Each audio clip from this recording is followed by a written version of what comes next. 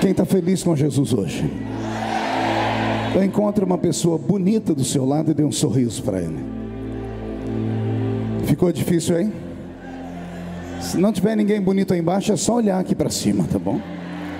Mas é para o pastor Cisino, para a irmã Elba, ou para qualquer pastor que está aqui, menos eu. Quem trouxe Bíblia Sagrada nessa noite?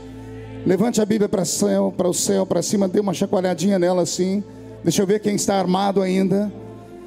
Dê um grito, diga: estou armado com a espada do Espírito. Abra sua Bíblia comigo, portanto, no livro do Apocalipse. Livro do Apocalipse, no capítulo de número 5. Deus te abençoe. Amém. Saiu um mestre, agora entra o discípulo, né? Apocalipse, capítulo de número 5. Quem encontrou, diga amém. Quem não encontrou, peça socorro.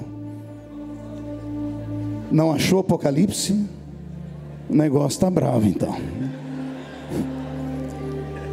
Apocalipse capítulo de número 5 está escrito assim: e vi na mão direita daquele que estava sentado no trono um livro, escrito por dentro e por fora, de todo ele selado com 7 selos. Vi também um anjo forte que proclamava em grande voz: quem é digno de abrir o livro e desatar os seus 7 selos? Ora, nem no céu, nem sobre a terra, nem debaixo da terra, ninguém podia abrir o livro, nem mesmo olhar para ele. E eu chorava muito, porque ninguém foi encontrado digno de abrir o livro, nem mesmo de olhar para ele. Todavia, um dos anciãos me disse: não chores, eis aqui o leão da tribo de Judá, a raiz de Davi, que venceu para abrir o livro e os seus 7 selos. Quem crê neste leão da tribo de Judá, dê mais um grito de glória a Jesus. Coloque a Bíblia em algum canto, na cadeira ou no banco, e pegue na mão da pessoa mais perfumada do seu lado. Aperte a mão dele ou dela com carinho até eles falarem aleluia. Pentecostal que não faz barulho está com defeito de fabricação, não é? Senhor Jesus, mais uma vez nós entramos na sua presença. Minha oração é rápida.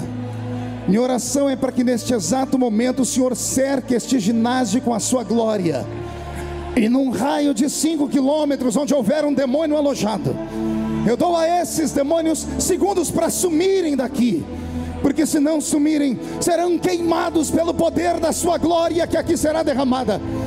Rasgue os céus sobre a pequena Camboriú e manda anjos de fogo descerem aqui.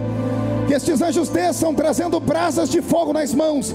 Comecem a esparramar estas brasas entre nós. E onde houver um crente cheio do Espírito Santo, pega ele nesta noite, Jesus, e mostra o caminho da verdadeira e poderosa adoração. Fala conosco, fica conosco.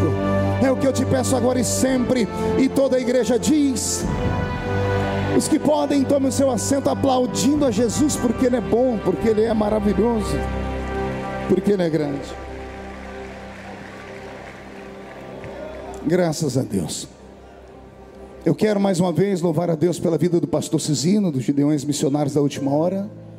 É o 18º ano consecutivo pregando aqui nessa linda festa. O menino que começou a me ouvir com 18, hoje tem 36, já é pai de família. O filho dele já me escuta também. Então ajudei a formar uma pequena geração. Quero louvar a Deus pela minha família que está me assistindo em casa agora. A minha esposa, a irmã Edileuza, as minhas filhas Karen, Kathleen, Camille. A minha equipe, que por trás de todo o trabalho que eu realizo, não sou sozinho. Um homem sozinho não vai muito longe. Eu tenho uma equipe que me ajuda e que me auxilia. E eles estão aqui no púlpito. É o Charles Augusto, que está aqui na minha frente, meu grande irmão. O Wagner e o Marcinho, que estão por aqui. O Vaguinho, menino, é o meu... Eu ia falar que era meu Gease, mas Gease roubou, né? Então você não é o Gease, não. Você é um outro. Queridos, a Bíblia Sagrada é o livro mais lindo já escrito. Não há um livro que se compare a esse livro. Outros tentaram fazer livros parecidos como esse, não deram conta. Escreveram best-sellers. Alguns deles se tornaram filmes em Hollywood. Passou a sua temporada, os livros estão apodrecendo nas estantes. A Bíblia Sagrada permanece de pé. Nações inteiras se levantaram contra a Bíblia Sagrada. Governos se levantaram contra a Bíblia Sagrada. O comunismo matou 50 milhões de pessoas ao redor do mundo. Somente no norte da Europa, por exemplo, na Romênia, centenas de igrejas foram dizimadas, pastores tiveram suas unhas arrancadas, suas costas dilaceradas, seus filhos assassinados, como a história que ouvimos hoje aqui de um país bem perto, em Cuba, Fidel Castro. Esses governos comunistas se levantaram contra Deus e contra a Bíblia, queimaram as Bíblias, tiraram as Bíblias do seu país. Esses governos caíram e a Bíblia voltou para o lugar onde elas estavam. Pessoas do mundo inteiro têm fome e sede da palavra, e a Bíblia está aí como fonte inesgotável de alimento e de água para matar a sede daquele que acredita naquele que tudo pode fazer. Por isso, esse livro tem que ser reverenciado e amado. Quando eu vejo homens como o bispo Átila, que aqui pregou, e os pregadores que eu citei aqui, pregadores em quem eu me espelhei desde a minha infância, como o pastor Gilvan Rodrigues e o pastor Idecaso Takayama. Outros vieram já quase com a minha idade, como o pastor Abílio, o pastor Paulo Marcelo e o pastor Vanderlei Carceliano. Mas todas as vezes que eu vi esses homens pregarem, eu confesso, vocês são motivo do meu amor pela Bíblia.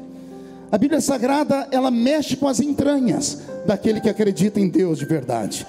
Existem pessoas que não acreditam em Deus. Alguns acham que a Bíblia é apenas um livro filosófico, outros pensam que é apenas um livro de poesias. Para nós que aqui estamos, sabemos que ela é a boca de Deus falando conosco.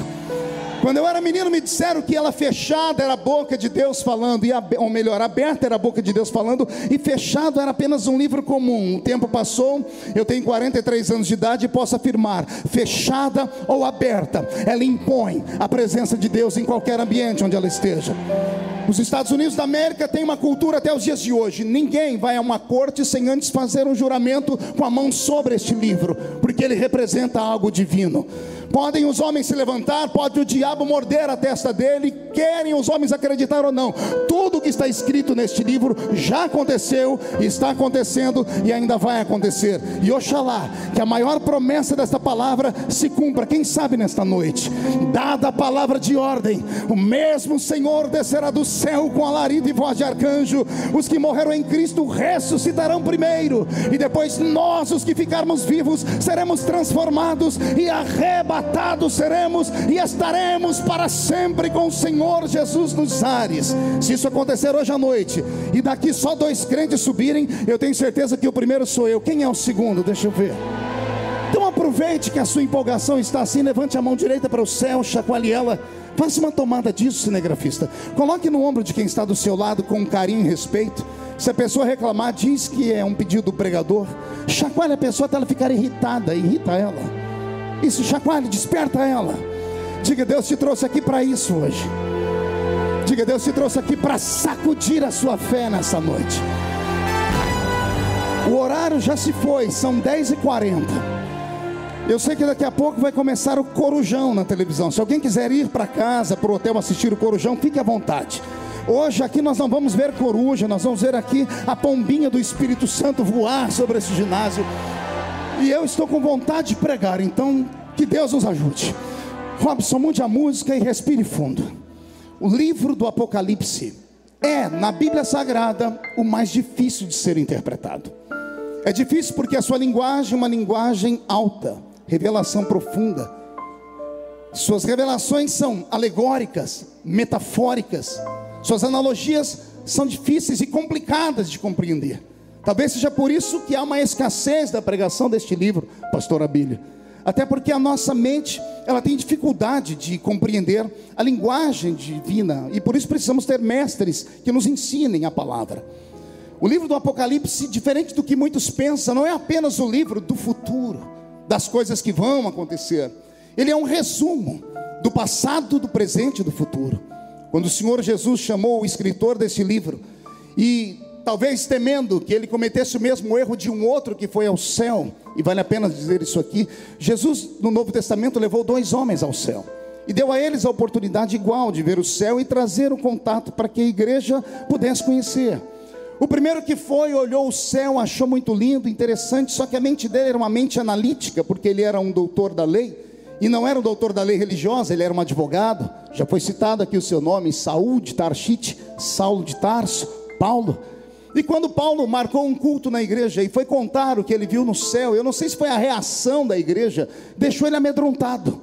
Porque quando ele foi falar do que ele viu no céu, o povo se empolgou e ele começou dizendo assim: eu conheço um homem, que se no corpo não sei, se fora dele também não sei, foi até o terceiro céu e ouviu coisas inefáveis. Quando ele disse isso, os crentes se agarraram nos bancos, na cadeira, esticaram a cabeça, os olhos esbugalharam, e ele ficou com medo, porque ele era pastor. Pastor geralmente pensa para falar, diferente do evangelista, que fala sem pensar. Por isso que todo mundo fecha a porta para o evangelista. O evangelista vai bem no primeiro dia, no segundo, no terceiro dia alguém vai e fecha a porta, porque ele extrapola os limites, ele fala sem pensar. O seu temperamento é assim. O pastor não, ele está todo dia na igreja, então ele pensa para falar, para não escandalizar nenhum crente. Quando Paulo viu que ia escandalizar, ele disse assim: olha, que não é lícito ao homem contar. Pense num culto frustrante. Você está do lado de uma pessoa que foi arrebatada, e ela diz: eu conheço alguém que foi arrebatado e ouviu coisas grandes, e você quer ouvir, e ele diz: mas não é lícito contar. Aí Jesus resolveu levar um outro, e esse não era pastor, esse era evangelista. Só que mesmo assim Jesus já foi dando uma ordem para ele: ó, tudo que você vê, escreve. Ou seja, ele não tinha para onde fugir. Tudo que você vê, escreve num livro, e você vai escrever sobre as coisas que eram, sobre as coisas que são, e sobre as coisas que hão de acontecer. Por isso, o Apocalipse não é apenas o livro de hoje ou do amanhã, é o livro do ontem. Então, compreender o que está escrito nesse livro não é nada fácil. O Apocalipse 5, por exemplo, que fala de um livro selado com 7 selos, e esses selos se fundem com os 4 cavaleiros do Apocalipse, que abrem a porta para as 7 trombetas, e depois falam sobre o derramamento das 7 taças. Poderia aqui pegar uma das vertentes de interpretação e falar apenas sobre as misérias, sobre as problemáticas que cairão sobre o planeta Terra, sobre o que antecederá o fim, não apenas da igreja na Terra, mas da destruição total do planeta Terra. Eu poderia sim hoje usar esse texto para falar sobre isso.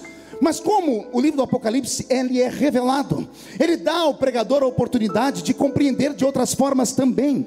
Eu não preciso pregar ele de maneira literal, eu posso em Deus buscar uma outra interpretação.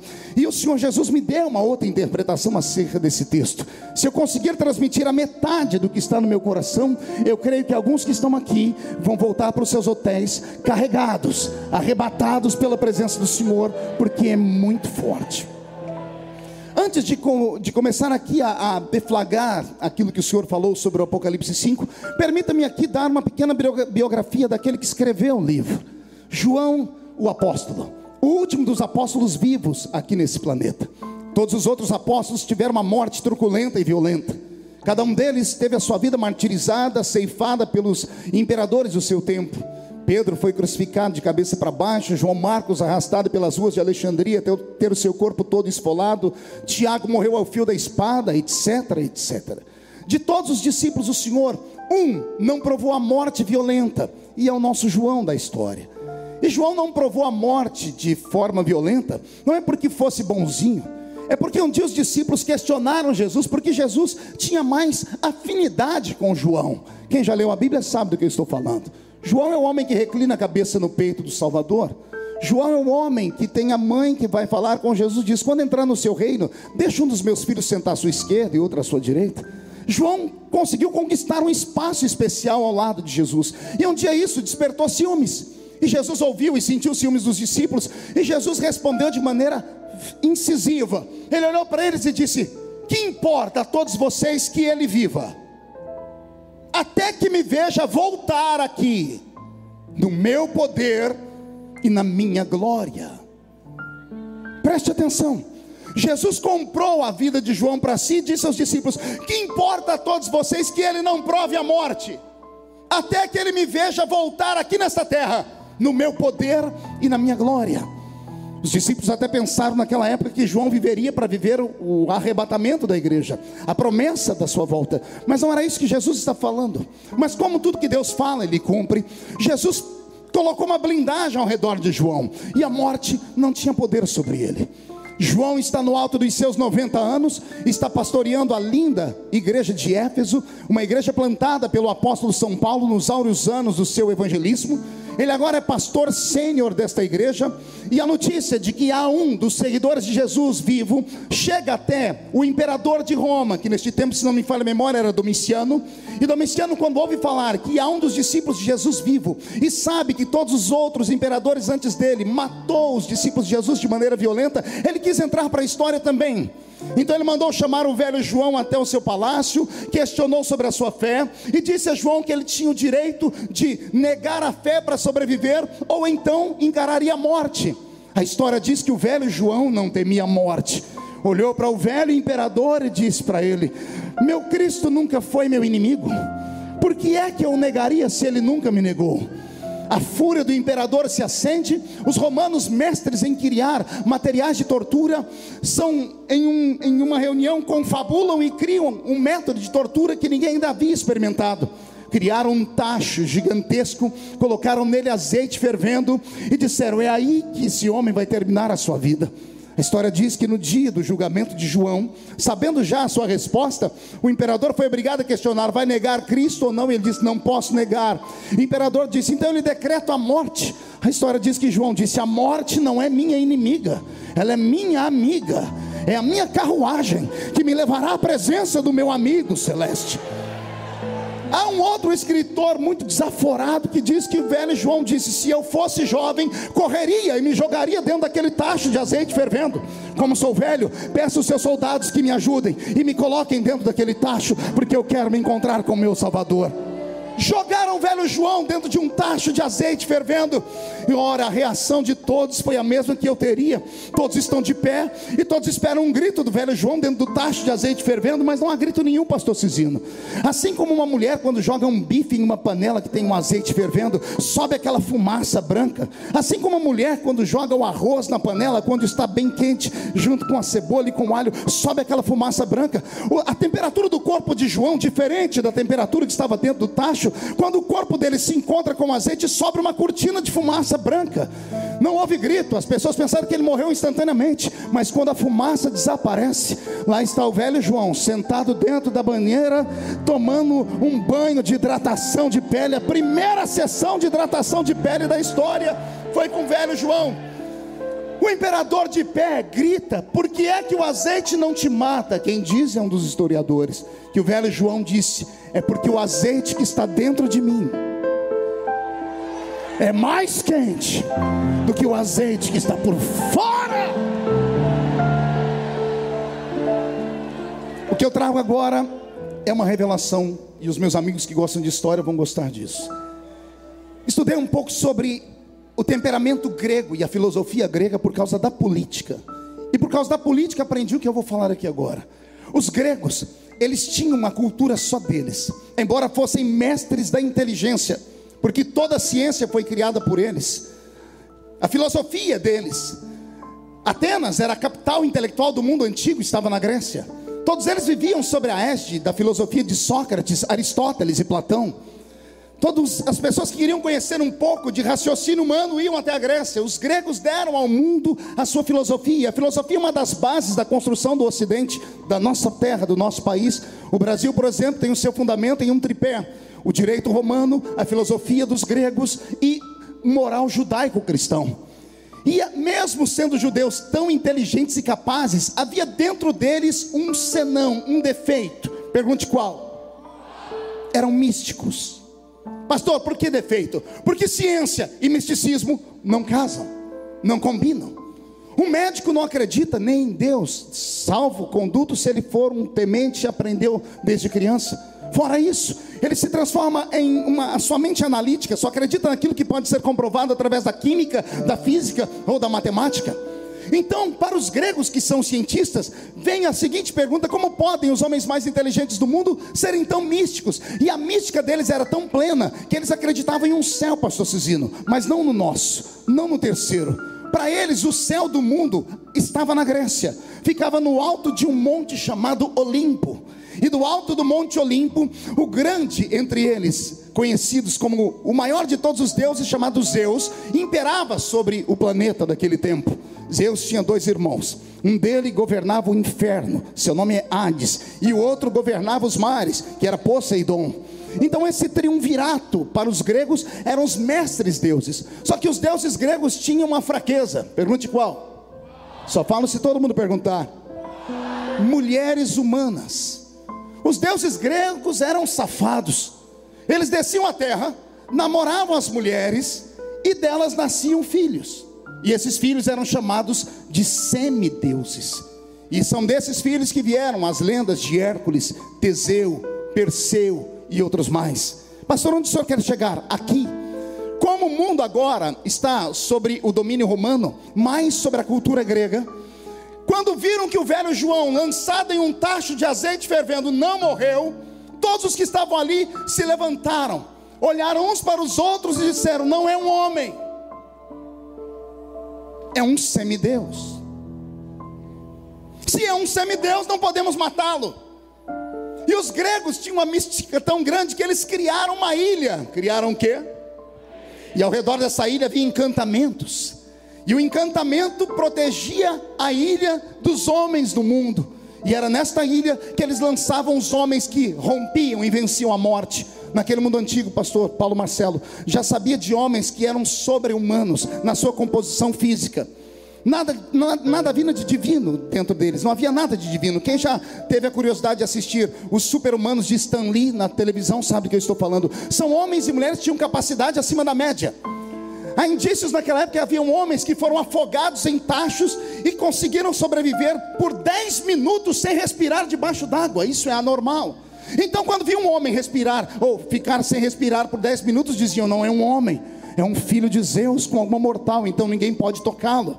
Essas pessoas amaldiçoadas, segundo eles, não podiam ficar entre os homens, então eram pegados e jogados em uma ilha grega chamada Ilha de Patmos, a ilha das bestas feras, ou a ilha rochosa. Naquela época há indícios de pessoas que foram enforcadas e ficaram por 30 minutos enforcadas. Saltaram de cima de cavalos e os seus pescoços não quebraram e não morriam. Então diziam: esses condenados não são homens, são filhos dos deuses.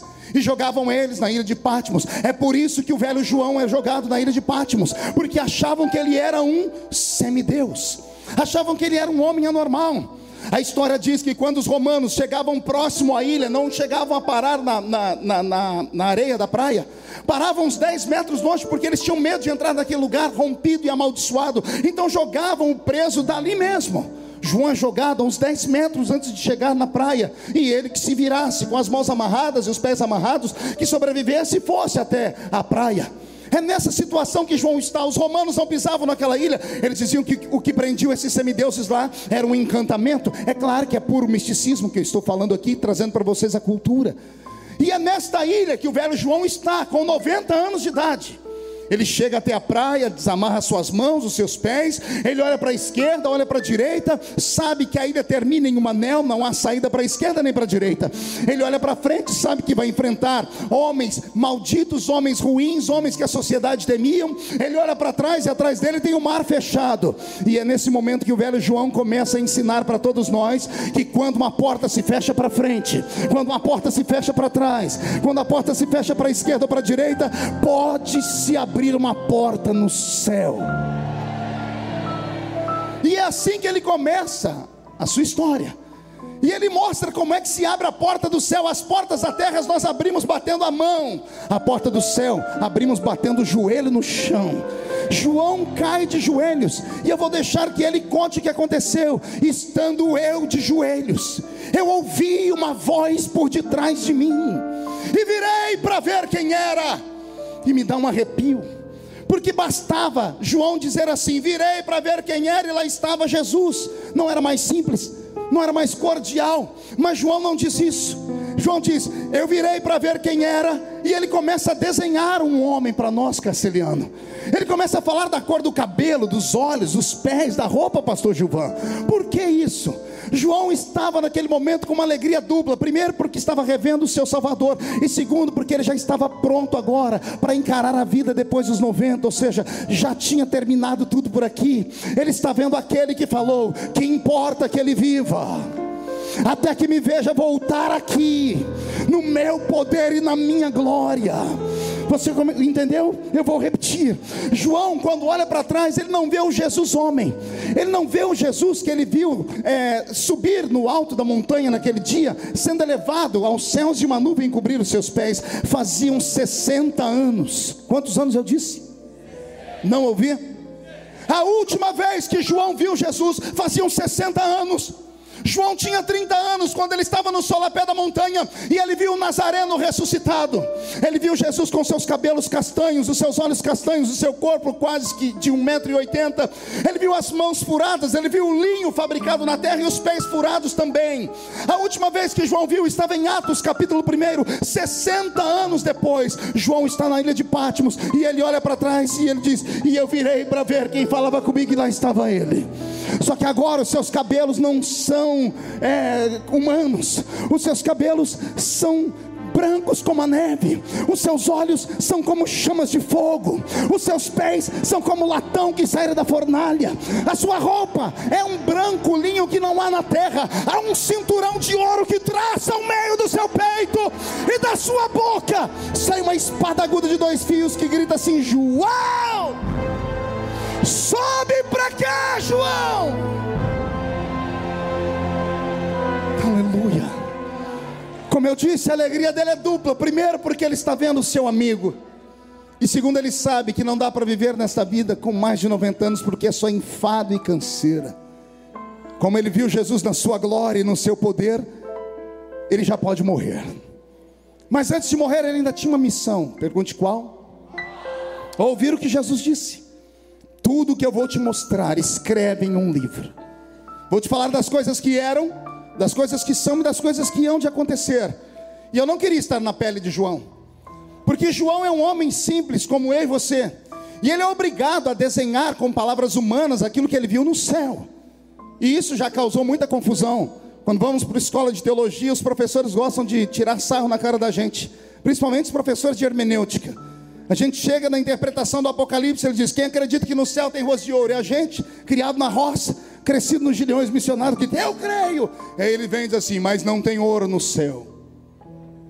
Aí acaba com a alegria da gente. E a gente pergunta: por que não tem ouro no céu? E eles começam a explicar: porque o céu é um reino invisível, imarcessível. É um reino que não pode ser tocado nem tateado. Foi criado antes da terra. No princípio criou Deus os céus, depois criou a terra. O ouro é o metal da terra. Ele pode ser queimado, destruído. Moisés pegou o bezerro de ouro, derreteu, fez pó e deu para o Israel beber. O ouro pode ser destruído. E aí o professor de teologia vem e anima o nosso coração. Ele começa a dizer assim: calma, o que João viu não se compara ao que ele falou. Ele diz que tem ouro no céu, mas não tem ouro. O que tem lá é maior do que o ouro, é melhor do que o ouro, porque o ouro pode ser destruído e o céu não pode ser destruído. E aí o coração da gente se anima. Eu não queria estar na pele dele quando ele vai contar sobre como a Nova Jerusalém é cercada. Ele diz que a Nova Jerusalém tem uma muralha cercada por pedras preciosas de 12 tipos. E ele começa a falar, pastor Takayama, ele começa a dizer que lá tem o berílio, o carbúnculo, o topázio, a esmeralda, o diamante. E aí vem o professor da escola de teologia e diz: isso não existe. Por quê, professor? Porque pedras preciosas só existem na terra. E antes da pedra ser preciosa, ela é um cristal de rocha. Antes de ser um cristal de rocha, é carvão mineral. Antes de ser carvão mineral, é só terra. E antes de ser só terra, é uma massa chamada amálgama. É disso que se trata a geologia. Ou seja, são milhares de anos para que se construa uma pedra preciosa. Aí o professor diz assim para a gente: não fique triste, o que ele viu lá é muito melhor do que tem aqui na terra. Brilha verde como a esmeralda, mas é um verde muito melhor. Brilha como o ouro, mas é muito melhor do que o ouro. Quem está compreendendo a linguagem do Apocalipse? Acotovele o seu irmão, diga: creia, porque é para lá que você vai. É esse João que é convidado a dar um passeio dentro do céu. E o que eu passo a falar agora, peço que prestem bastante atenção, porque a explicação só virá no final da mensagem, daqui umas 3h30 pelo menos. João, quando é convidado a entrar dentro do céu, ao colocar os pés naquilo que eu chamo de regiões celestiais, diga comigo: regiões celestiais. Quando lemos a Bíblia falar que nas regiões celestiais habitam espíritos, pensamos que são as regiões da terra. As regiões da terra não são regiões espirituais, são regiões humanas, são regiões naturais, são regiões físicas. A região celestial que a Bíblia fala e a Bíblia Sagrada nos diz, é o lugar onde está estabelecido o terceiro céu. O Senhor Deus colocou uma muralha ao redor do seu tabernáculo. E repito, havia somente um tabernáculo. Não haviam diversas ou dezenas de construções no início do Apocalipse. Quando João foi convidado a entrar lá dentro, pastor Abílio Santana, pelo que eu entendo da minha leitura e do meu estudo aprofundado, foram 50 horas de estudo para compor essa mensagem. João, quando colocou os pés no chão do céu, só havia vazio e mais nada. Ele avistou ao longe a única construção que havia lá dentro, que era um tabernáculo. Repita comigo: tabernáculo. O senhor é louco, pastor? Não, é só ler a Bíblia. Hebreus capítulo 9. Assim como há um tabernáculo terrestre, reflexo do tabernáculo celeste. O que nós temos hoje em forma de igreja nada mais é do que um espelho daquilo que existe lá em cima no céu. Quando João colocou os pés naquela pairagem, não havia nada a não ser o tabernáculo divino. Não havia construções, não havia casas, não havia edifícios, não havia praça, não havia árvore, não havia nada. Só havia o tabernáculo construído. Eu disse que a explicação disso vem no final da mensagem. Então, antes de falar que eu estou pregando heresia, preste atenção. João é convidado a atravessar toda aquela região celestial, e ele sobe pelo alpendre do tabernáculo. Ao passar pelo que nós chamamos de átrio, onde estão os santos anjos que recepcionam, ele entra pelo lugar santo. Ao entrar no lugar santo, onde estão os 24 anciãos e onde estão os santos anjos que também cantam, João é convidado a observar que há uma sala fechada, e esta sala fechada nada mais é do que o santo dos santos, e é para lá que João é arrastado.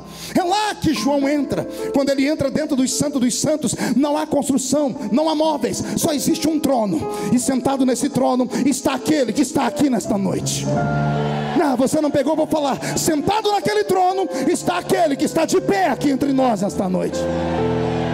Ele está sentado no seu trono. Sob o seu joelho, ou sob a sua coxa esquerda ou direita, ele tem um livro na mão. O livro está fechado por dentro e por fora. João não está ali em corpo presente, ele está ali em espírito. E quando João está em espírito, dentro daquele ambiente sagrado, ele olha a face daquele que arde como um fogo devorador. Ele olha um outro ser de branco que entra bradando e gritando lá dentro assim: ninguém na terra, nem debaixo dela, nem em cima dela, foi encontrado digno de olhar para o livro, nem de abrir o livro e nem de ler o que está nele escrito. Quando João ouve esse ser gritando essas palavras, e eu repito que o ser disse: ninguém pode olhar, ninguém pode abrir e ninguém pode ler o que está escrito nesse livro, acontece uma coisa que nunca antes aconteceu no céu, doutor Luiz, e nunca mais vai acontecer. Alguém chora dentro do céu. Vou repetir: nunca antes ninguém chorou no céu, pastor Cizino, e depois disso ninguém nunca mais voltou a chorar no céu, porque são essas lágrimas que vão fazer um efeito na nossa história aqui.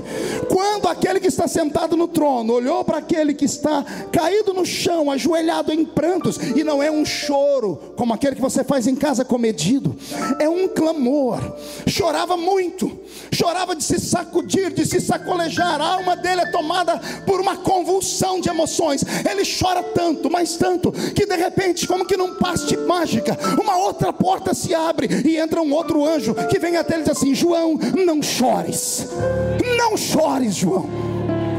E eu imagino João dizendo: não chorar? Como? Você mora aqui, eu sei o que está escrito naquele livro ali, daqui a pouco eu vou te contar, e eu sei o que está escrito lá. Como eu sei o que está escrito lá, se o livro não for aberto, eu vou ficar triste para o resto da vida. Eu choro sim. E o homem insiste: João, não chores. E João dizendo: mas aquele homem ali, aquele anjo disse que ninguém pode abrir o livro, nem olhar para ele, nem desatar os selos dele.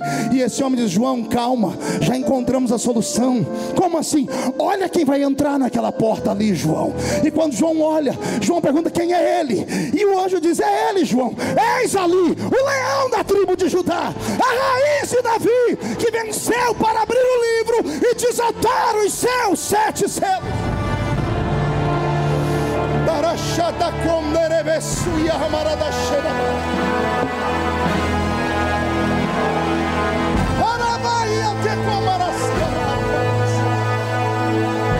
Respire fundo. Para compreender o que João viu, e é aqui que eu digo que eu falei no início, eu tenho uma revelação particular desse texto.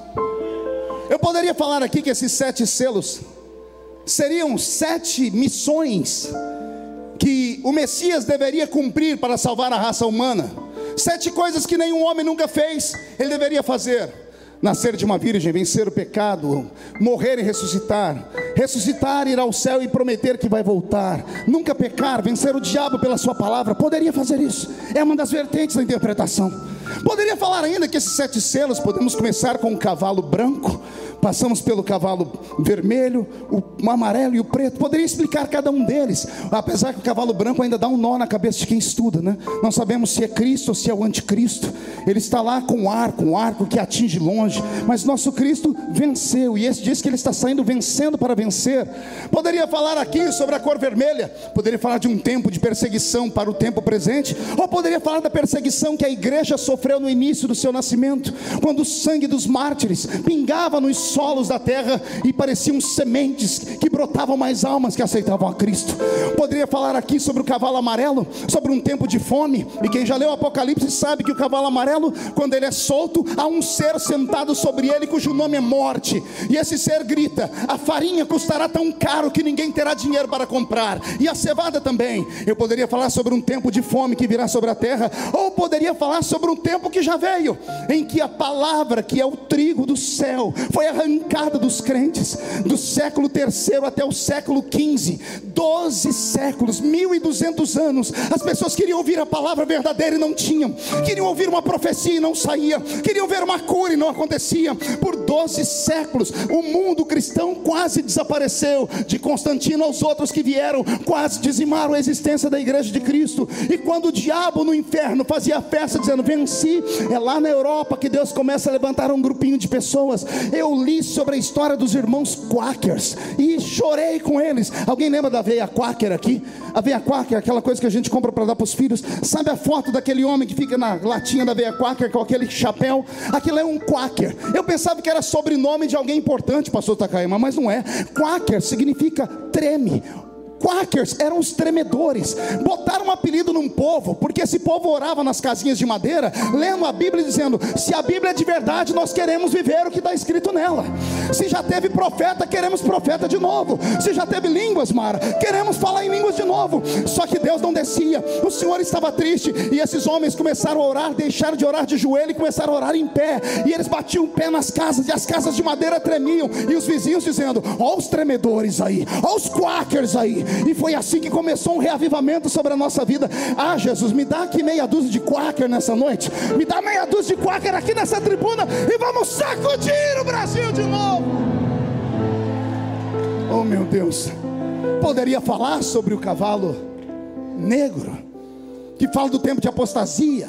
Ele é a oposição ao cavalo branco. Se o primeiro traz paz, esse traz guerra. Mas não é isso que Jesus colocou no meu coração. O Senhor colocou no meu coração algo poderoso demais, divino, a respeito dessa interpretação. E eu descobri que o livro do Apocalipse 5 não é apenas o livro que vai desatar as 7 trombetas. Não é apenas o livro que vai desatar as maldições e as misérias sobre a terra. Eu descobri que este livro que está no Apocalipse 5, pastor Abílio, é o livro mais lindo já escrito. Não por homens, Charles Augusto, mas por Deus. Não, você não entendeu, eu vou falar de novo. O livro do Apocalipse 5 não foi escrito por homens, foi escrito pela mão de Deus. Eu sei o que está escrito lá, e vou me arriscar. Eu sei a tinta que foi usada para escrever ele, e vou mais além. Eu sei o que é que está escrito em cada página daquele livro. Como é que o senhor sabe, pastor? O mesmo Espírito que revelou para João, que só de olhar e entendeu, falou comigo também. Aquele livro tem um nome pomposo, pergunte qual? Livro da Redenção da Humanidade. O nome é tão pomposo que a gente nem sabe o que é, né? Ah, se os crentes entendessem o que é redenção, Elaine. Se as pessoas conseguissem compreender, pastor Alexandre, o que é redenção. Redenção é pegar uma pessoa podre, suja e destruída, e dar uma nova chance a ela. Vou fazer uma metáfora. Imagine você carcomido por uma doença. Você não tem nariz e não tem orelhas. Sua língua também está quase caindo. Os seus nervos, principalmente aqueles dos anelares, estão definhando. A sua pele está apodrecida e ela começa a mudar de cor. E você começa a feder. Não bastasse isso, você ainda é obrigado a se lembrar que você dias atrás pegou na alça do caixão de 10 filhos e levou eles para dentro do cemitério.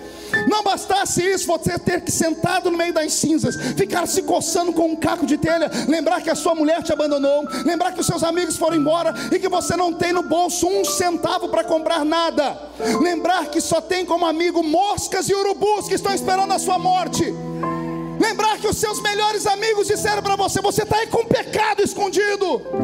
E quando não tem mais nada para fazer, você olha para o céu, não tem amigos por perto, você se levanta com a perna tremendo, com as memórias dos filhos mortos, da esposa que foi embora, com um caquinho de telha tremendo, e levanta ele para o céu e grita: hoje eu estou assim, mas eu sei que o meu Redentor vive. Ele vive. E o que é redenção, pastor? Está pronto para ouvir? Redenção é você com um caquinho de telha para cima. Quando você abre os olhos, a pele podre começa a ficar nova, o fedor desaparece, o nariz começa a crescer de novo, as cartilagens destruídas pela lepra começam a se fazer, você começa a andar como que num passe de mágica. A casa que estava destruída, você olha, agora tem uma outra maior do que aquela. Os amigos que foram embora voltam em dobro, a sua riqueza volta em dobro, os seus filhos nascem. Dedo de profeta para cima comigo. Aponte o dedo no nariz do seu irmão, diga: isso é redenção. Não, grita, diga: isso é redenção. É devolver a esperança, é devolver a alegria, é devolver o que foi roubado. Este é o livro da redenção da humanidade.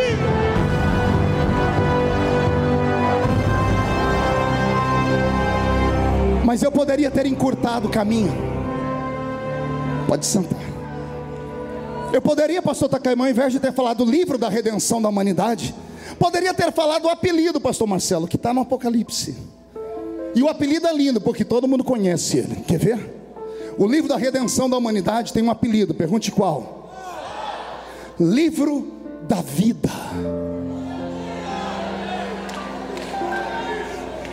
Vou repetir, o livro da redenção da humanidade é o livro da vida.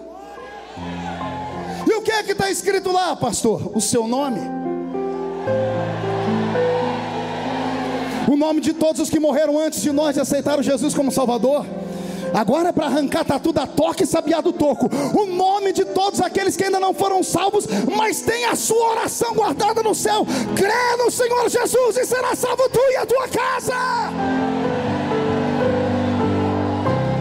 É esse o livro que está no colo de Deus. Pastor Marco, se é o livro da vida, e eu fiquei feliz, por que é que João chorava?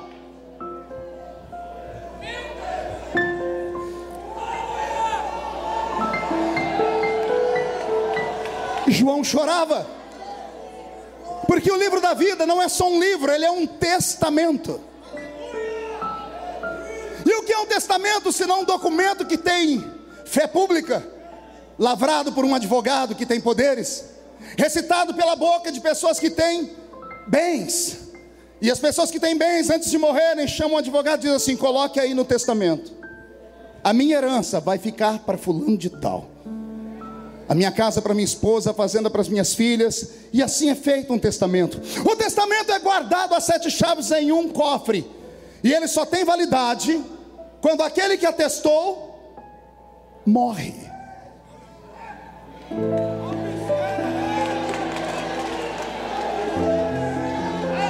O testamento só tem validade quando aquele que atestou morre.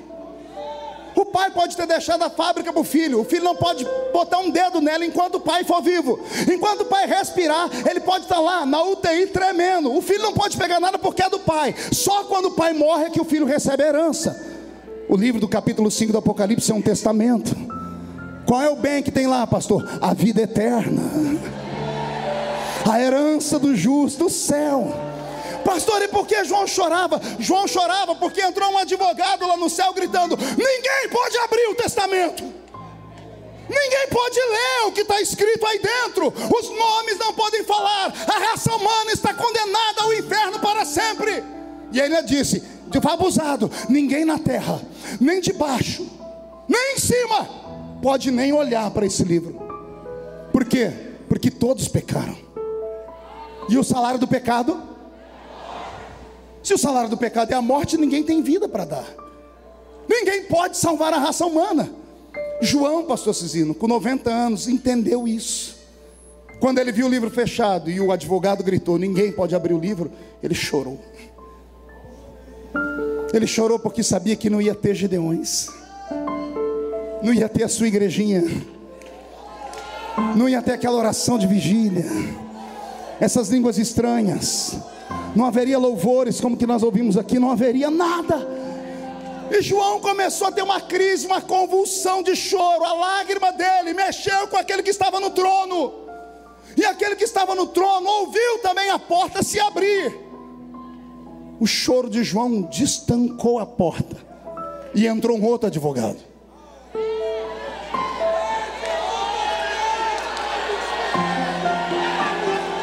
Entrou outro, pastor Cizino.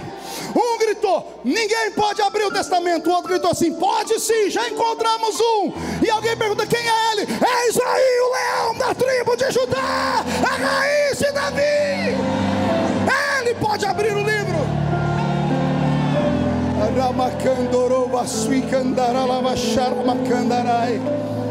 Amém até aqui? Respire fundo. Eu descobri que o livro do Apocalipse capítulo 5, pastor Gilvan, já havia sido escrito no Velho Testamento, em um outro livro, em uma outra linguagem. Capítulo 6 do livro do profeta Isaías. Tema de missões. Quantas vezes pregamos nesse púlpito aqui? E agora quem enviarei? E quem há de ir por nós? Ao que respondi eu: eis-me aqui, envia-me. Quantas vezes ministrei sobre esse tema em congressos missionários, e o Senhor Jesus fez uma obra linda, porque Ele respeita a nossa interpretação. Mas a interpretação certa do capítulo 6 nada mais é do que a visão do Apocalipse 5. É a mesma visão. Pastor, como assim? Não tente entender a mente de Deus. Deus não é um ser limitado pelo tempo. Na mente de Deus, passado, presente e futuro se misturam. Você não consegue entender o tamanho do seu Deus. Deus está olhando para você agora dentro desse ginásio. Ele não enxerga uma multidão, Ele enxerga só você. Só que Ele está vendo você agora nascer da barriga da sua mãe, e Ele está vendo você ser sepultado ou arrebatado. Entendeu isso ou não? Vou tentar falar de novo. Na mente de Deus, passado, presente e futuro se misturam. Para Deus, o tempo presente nosso é passado, o tempo futuro nosso para Ele é passado. Quando a Bíblia vai ser escrita, ela fala que o Cordeiro foi morto antes da fundação do mundo. Tente interpretar isso. A linguagem de Deus é difícil. Deus é um ser que se mistura. A mente dele, passado, presente e futuro se misturam, porque esses tempos só existem em nós, nele não existe. Deus é Senhor do tempo. Deus é um ser tão grande, tão magnífico, que a Bíblia Sagrada diz que quando Ele quer olhar os céus, quando Ele quer olhar os céus, Ele se inclina. Não entendeu? Vou desenhar. Quando Deus quer olhar os céus, Ele se inclina. Está escrito aqui. Ele é tão grande que o salmista, houve uma guerra de salmistas. Um falou que Deus, quando quer olhar o céu, olha para baixo. O outro disse assim: não, a minha visão é maior. Ele segura na concha da mão dele todos os oceanos da terra. Aí o outro profeta escutou de novo e disse assim: não, vou ganhar de vocês. Operando Deus, quem impedirá? Não dá para compreendê-lo, porque Ele é imarcessível. Pois bem, Isaías capítulo 6 é a pergunta da resposta de Apocalipse 5. Apocalipse 5, João entra na sala, Deus está sentado no trono com um livro, e entra um homem gritando do nada: ninguém pode abrir o livro. Mas ninguém perguntou nada para ele. Não tem uma pergunta, só tem uma resposta. João olha e vê alguém gritando: ninguém pode olhar o livro, nem abrir o livro, nem desatar os seus selos. Por que ele está falando isso? Porque alguém perguntou antes. E quem perguntou? Respire fundo. Deus saiu do céu, veio à terra. De Gênesis a Malaquias, Ele tentou uma aliança com a raça humana. Passamos pelas 5 dispensações bíblicas: inocência, consciência, governo humano, era patriarcal e lei. Em todas elas Deus tentou uma aliança com o homem, mas o homem não se dava conta do que era Deus. Deus queria provocar no homem temor e provocou medo. Temor é diferente de medo. Deus não quer que ninguém tenha medo dele. Deus quer que o homem tenha temor. O que é temor? Te explico com um exemplo. O filho tem 40 anos, faz halterofilismo. O pai tem 70, está velho e quase que não consegue andar. O filho vai discutir com o pai e o pai dá um tapa no rosto do filho. O filho põe as mãos para trás e recua, porque ele tem medo.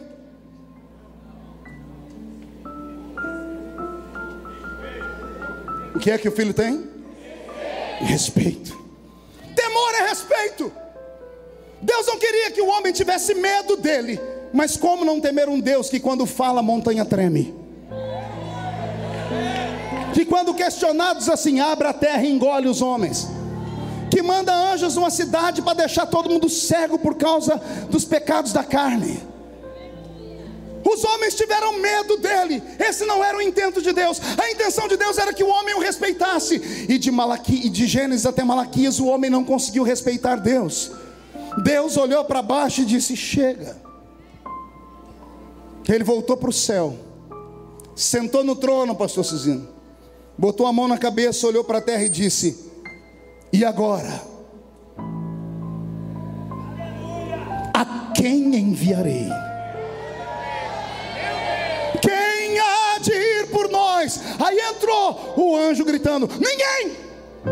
Porque ninguém na terra, nem debaixo, nem em cima dela, pode sequer olhar para esse livro da redenção, para dar a vida eterna para o homem. Ninguém. Você entendeu ou não? Eu vou repetir de novo. Deus está olhando para a terra abandonada. Ele diz: e agora? A quem enviarei? Quem há de ir por nós? E o anjo olhou para Deus e disse: ninguém, porque na terra não tem ninguém que pode dar o que tem nesse livro aí, nem de baixo nem em cima dela. Quando estava tudo perdido,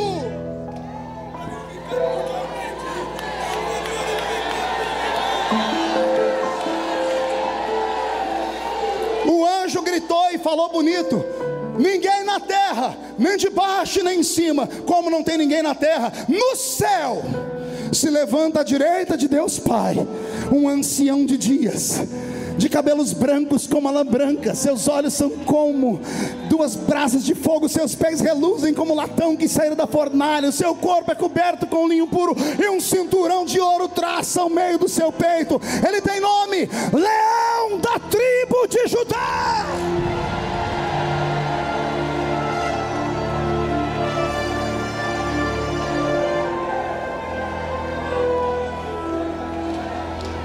Pode imaginar a cena? O filho único e amado se levanta, vê o seu pai desesperado, assiste a cena e diz: eis-me aqui, envia-me a mim. Pode imaginar o discurso que se correu, o debate, pastor Abílio. Mas meu filho, nós somos um. O que você pode fazer que eu não tenha feito?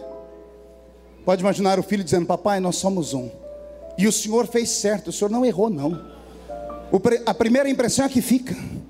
Uma pessoa quando quer conquistar outra, vai com o melhor que tem. Ninguém chega para conquistar uma outra pessoa de qualquer jeito, parecendo um mulambo. Ninguém vai pedir um emprego numa fábrica e no currículo coloca o lugar que foi mandado embora. Só coloca os lugares que saiu de bem. É a primeira impressão que fica. O senhor foi e sentou nas asas de um querubim. O senhor é Deus, o senhor é soberano, tem que fazer isso mesmo. O senhor falava e a montanha tremia. O senhor é Deus, tem que fazer isso mesmo. Só que o homem não entendeu. E o que é que você pode fazer que eu não posso, filha?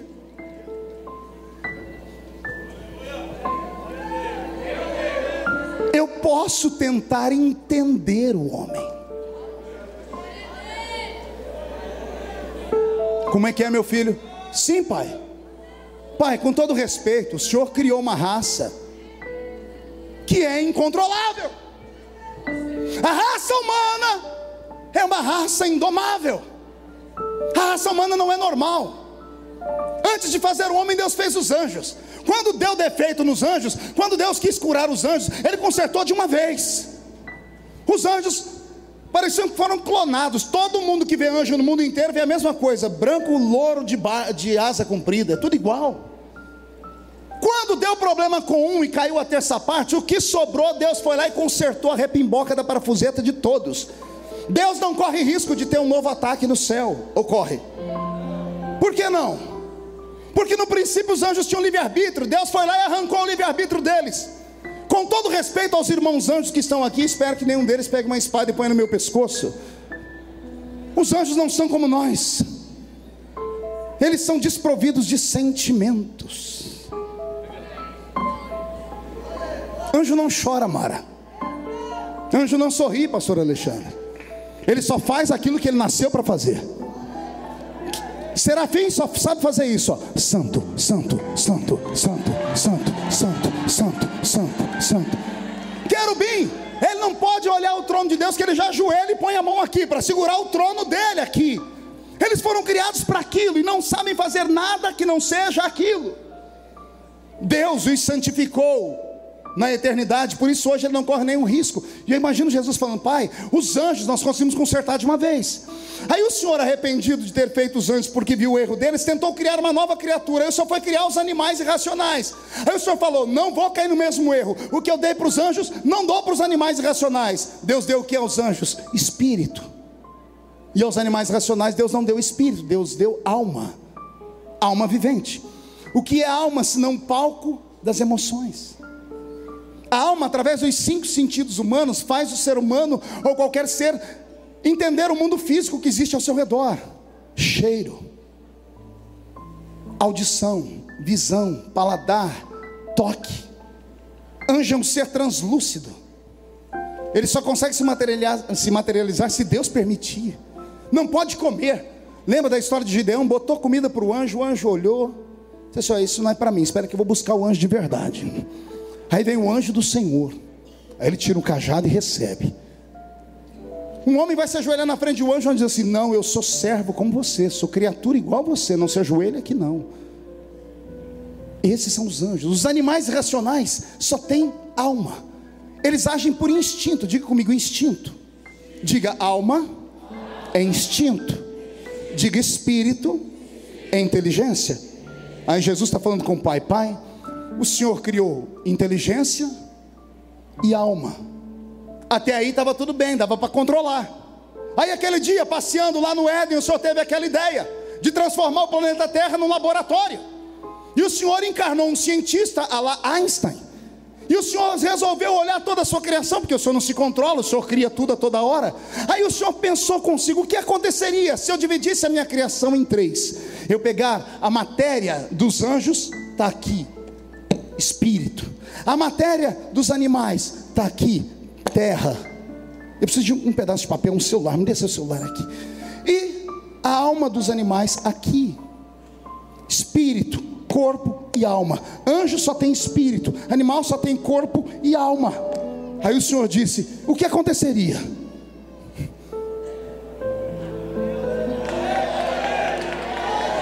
E se eu juntasse o corpo, a alma e desse um espírito para ele?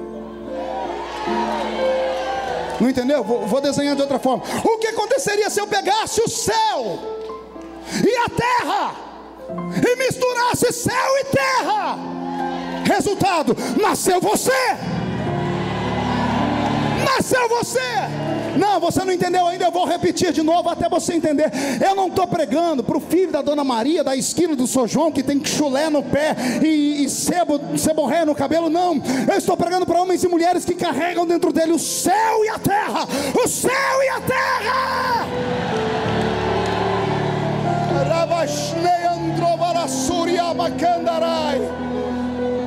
Vou te fazer entender porque o diabo te odeia. O diabo te odeia porque você é melhor do que ele. O diabo odeia a raça humana porque a raça humana é muito mais poderosa do que ele. O diabo te odeia porque ele tem ciúmes e inveja de você. O diabo te odeia porque o que Deus te deu não deu para ele. Alguém aqui já viu encruzilhada? Quem já viu encruzilhada? O que tem na encruzilhada? Quando o negócio é bravo. Desenha macumba para mim, pastor Abílio. Bode, farofa de azeite, dendê, vela preta, pano preto, pano vermelho, pinga, goró, cachaça. O diabo pede tudo isso. Pergunte para quê? Para sentar, ficar olhando com os olhos, lambendo com a testa. Ele não consegue pegar um grão de farinha. Ele não consegue experimentar um pedaço da carne de bode. Ele não sabe o cheiro da cachaça. Ele sabe que os homens gostam, mas ele não sente nada. O diabo te odeia porque você é melhor do que ele. Levanta essa mão direita para o céu, bate no peito e diga: sou melhor do que ele. Olha para o seu irmão, se você não acredita, diga: o problema é seu. Diga: eu sou imagem e semelhança daquele que fez os céus e a terra, e só quem é semelhança de Deus, tire o pé do chão para adorar.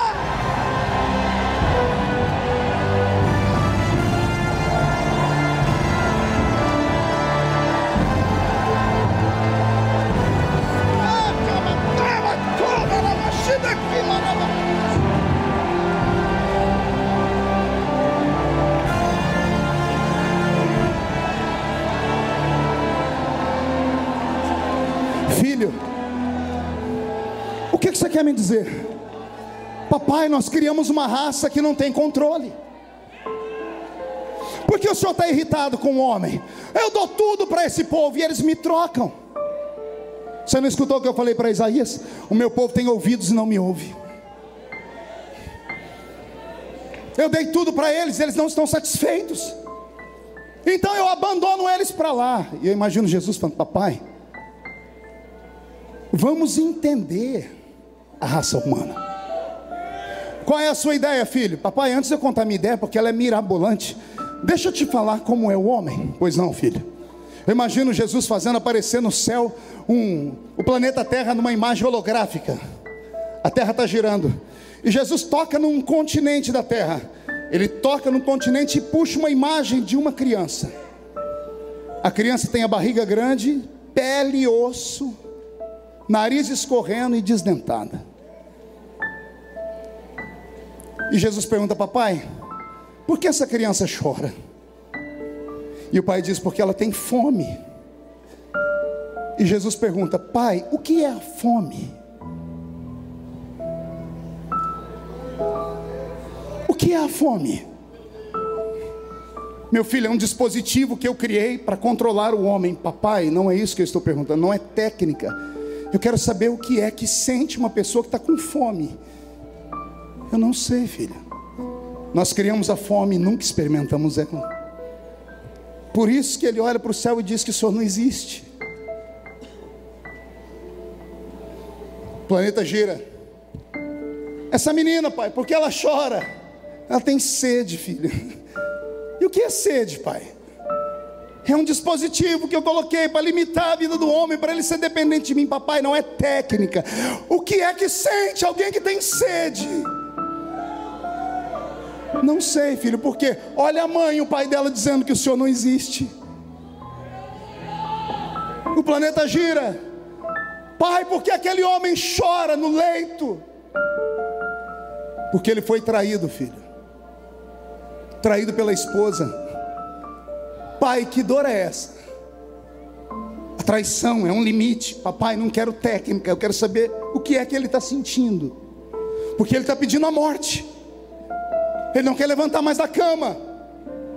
Para ele a vida acabou, porque ele está envergonhado. O planeta gira.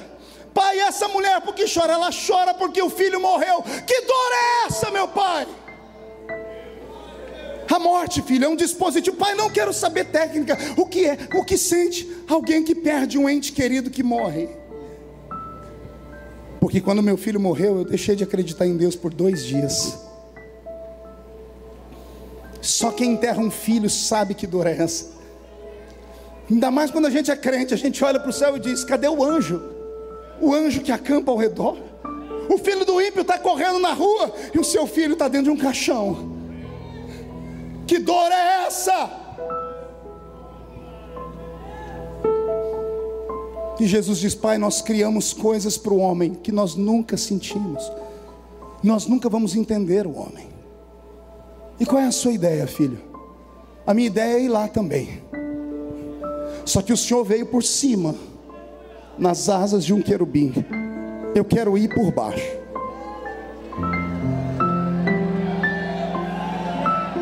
O Senhor foi como soberano, eu quero ir como servo. O Senhor foi como rei dos reis, eu quero ser só filho de Maria. O Senhor foi todo poderoso, eu quero entrar ali e experimentar a vida. Eu quero ser uma figura anônima. Só quando eu ficar conhecido, mas antes disso eu quero conhecer a vida normal. Eu quero saber o que é a vida, eu quero saber o que é fome, quero saber o que é sede. Quero ver se dá para encarar a fome e a sede e ainda continuar te adorando. Quero ver se dá para encarar a dor e continuar dizendo que o Senhor é Deus. E o pai olha para ele e diz assim: e o que é que você quer fazer? Eu quero nascer. Mas você é Deus. E o Senhor também. O Senhor pode tudo, me faz nascer na terra. Mas como, pai? Milagre é com o Senhor, me faz nascer, me deixa nascer na terra. Escolhe alguém lá de baixo. Ele falou: não, mas eu tenho que preparar o caminho. Então prepara, pai. 700 anos antes de Jesus nascer, Isaías começa a gritar: eis que uma virgem conceberá e dará à luz a um filho, colocarão nele o nome de Emanuel. Oh glória! O caminho começa a preparar. Chega o dia dele nascer. Imagina a despedida lá em cima, pastor Ciro, o pai dando um beijo no filho, falando: filho, para onde você vai? Eu vou nascer, meu pai. Só louco para entender essas coisas. Então tá bom, então vai.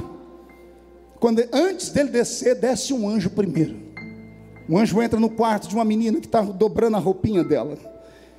De repente, a aura do anjo, a luz, joga a silhueta da sombra dela na parede. Quando ela vê a parede tremer, ela olha para trás e toma um susto. Tem um homem de branco dentro do quarto dela. Antes dela gritar qualquer coisa, o anjo se curva e diz: bendita sejas tu entre as mulheres. Quem és tu? Eu sou Gabriel. Eu assisto diante do trono de Deus. E o que você faz aqui? Tu és bendita entre todas as mulheres. Tu foste escolhida para dar à luz ao Salvador do mundo. E ela diz: mas eu sou virgem, não conheci homem. Fica tranquilo, o Pai já preparou tudo. Esta noite tu ficarás cheia do Espírito Santo. Ficarás cheia do Espírito Santo, porque o ente querido que vai nascer de ti vai salvar a humanidade inteira. E eu quero pegar um gancho aqui, que eu aprendi uma coisa aqui agora. Pergunte o quê? Crente cheio do Espírito Santo fica grávido de um milagre. Não entendeu? Vou repetir: se ficar cheio do Espírito Santo, engravida de um milagre. Então por favor, para de ficar me olhando com essa cara feia, parecendo que foi batizado num pote de vinagre. Fica aí me olhando com esse olho seco, parecendo olho de sapo que morreu no dia de enchente. Fica parecendo uma estátua de museu, porque isso aqui não é uma missa. Isso aqui é um culto pentecostal dos gideões missionários da última hora. Eu quero saber onde estão os crentes cheios do Espírito Santo.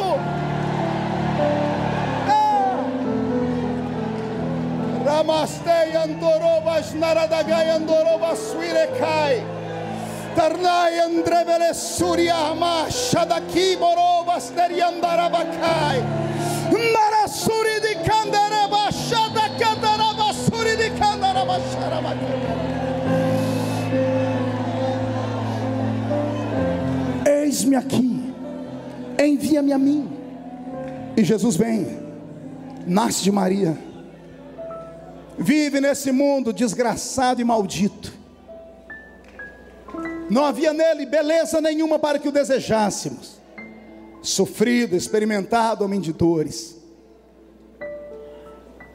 Aos 30 anos de idade, ele resolve se apresentar para o mundo na festa das bodas de Caná. O mistério começa a acontecer. O ministério começa a crescer. Consegue alguns adeptos que ele chama de escola apostólica. Não escolheu muitos, só 12.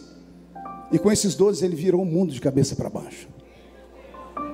Ele cumpriu todas as leis do homem para que o diabo não tocasse nele. E uma delas é a mais engraçada: vai Deus ser batizado pelo homem. Mas até no batismo as coisas extraordinárias acontecem, porque o batizador chamava todo mundo de cobra, víbora, e quando ele vê aquele descendo a montanha, ele diz assim: todo mundo aqui é cobra, menos aquele ali, aquele ali é o Cordeiro de Deus, que tira o pecado do mundo. Ele é batizado por João. João faz uma pregação rápida: esse é aquele que eu falei, eu batizo com água, mas ele batizará com o Espírito Santo e com fogo. Ele tem uma vida como a nossa, mas as últimas 18 horas da sua vida, quantas horas eu disse? É dolorida. Robson, muda a música. 18 horas antes da cruz, ele é testado, e ele entende o peso de ser um ser humano. Eu não sabia que ele cantava, e ele cantou na última noite. Eu não sabia que ele precisava de oração, e na última noite ele chamou todo mundo para orar com ele. Oh, glória. Teve um dia que todo mundo falou: o senhor não vai ensinar nós a orar? Ele disse: vocês não precisam, eu estou aqui. Mas já que vocês insistem, vai lá, vamos soltar um Pai Nosso. E ele ensina uma oração que dá para falar ela em 1 minuto. E aí na noite em que ele precisa de oração, eles vão fazer a oração do Pai Nosso. E quando eles ficam em silêncio, ele grita: vocês não podem orar 1 hora? Só conseguiram orar 1 minuto. Ele chama os amigos para um cantinho, Pedro, Tiago e João, e confabula com eles: gente, eu não estou bem hoje, a minha alma está angustiada até a morte. Oh meu Deus, você consegue entender isso? Você consegue entender isso? O seu Salvador, João viu ele andar em cima das águas, Pedro escutou ele gritar: Lázaro, sai para fora. Ele escutou ele, eles viram ele flutuar no ar, eles viram ele levantar o defunto. E agora o super-homem deles diz assim: vocês podem orar comigo? Por quê? Porque eu estou angustiado. Eu estou sentindo que eu mostrei para o meu pai na eternidade. Não é fácil ser homem. Não é fácil saber que a gente vai morrer. Não é fácil saber que a gente vai sofrer, que vamos sofrer injustiça. Não é fácil saber que as pessoas vão nos vender por 30 moedas. Não é fácil saber que as pessoas para quem estendemos as mãos são as primeiras a nos machucar. Não é fácil. Eles dobram o joelho com ele, e a oração é de 1 minuto. Ele entra no jardim sozinho. O jardim estava mais em silêncio do que um cemitério. Estava assim, ó. Os pássaros não cantaram, os grilos não fizeram barulho. Deus e o diabo, pastor Abílio, fizeram uma reunião naquele jardim minutos antes. Entraram num acordo: eu não ajudo meu filho e você não atrapalha ele. Deus diz: diabo, dá ordem aos seus demônios para sumir daqui. E o Senhor manda os anjos sair também? Mando. Anjos vão para um lado, demônios para o outro, e todo mundo fica em silêncio. Deus se cala e o diabo também. Pergunte por quê? A escolha era só dele. Ninguém vai interferir. Ele entra no jardim e busca Deus. Deus não está ali. Ele busca força, não tem força nenhuma. Ele tenta ouvir a oração dos amigos, ninguém está orando. Há um silêncio no jardim. E então ele começa a escutar só um barulho. Pergunte qual? O coração dele. Tum, tum, tum, tum. A respiração dele fica ofegante. Ele passa a mão na testa e tem sangue. E ele se desespera. E ele grita: se for possível, passa de mim este cálice. O diabo ameaça fazer festa, os anjos ameaçam se convulsionar. Deus segura os anjos, o diabo segura os demônios. A escolha é dele. Ainda bem que ele muda a oração. E é um mistério, porque primeiro ele falou: se for possível, afasta de mim esse cálice. E depois ele muda a oração. O que fez ele mudar? Pergunte para mim. Nós. Ele suou gotas de sangue porque ele viu a cruz antes da hora. Ele sentiu as dores antes da hora. Ele apanhou antes da hora, porque ele era Deus. Como Deus ele viu o futuro. Como homem não, mas como Deus ele sentiu tudo antes da hora. E o homem dentro dele gritou: eu não encaro isso. Se for possível, me tira disso. E por que ele resolveu investir, pastor? Porque se Deus via o futuro, ele viu todo o futuro. Ele viu a cruz, aí ele esticou a cabeça para a esquerda ou para a direita, eu não sei. Eu sei que ele olhou à frente da cruz, pastor Takayama, e lá estava o Senhor, pregando nos Gideões. Lá estava o Senhor, pastor Gilvan, pregando, e eu, menino, pastor Abílio, pastor Paulo Marcelo, menino, vendo vocês pregar, assim, nós queremos aquilo ali. E ele viu esse congresso hoje à noite, viu o senhor, pastor Cezino, com 81 anos, venceu um câncer, ele diz, vale a pena, vale a pena. E ele levanta e grita, todavia, não seja feita a minha, mas seja feita a sua vontade.